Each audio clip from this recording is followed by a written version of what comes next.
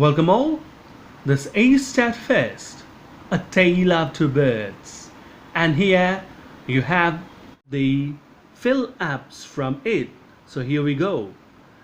So first fill up is: the bird had a nest in a tall, shady tree, and the word to be marked here is shady.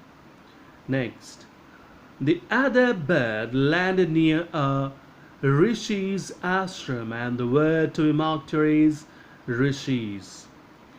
Next, the king saw a deer and rode after it, and the word here is deer. Next, soon he came to a clearing which looked like an ashram, and the word to be marked here is clearing. Next, number 5th. The king saw a big brown bird on the tree on which he was sitting, and the word here is brown.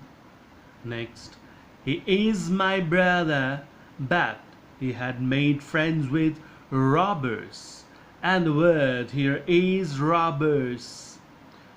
Number 7th, after all, one is known by the company one keeps, and the word to be marked here is company.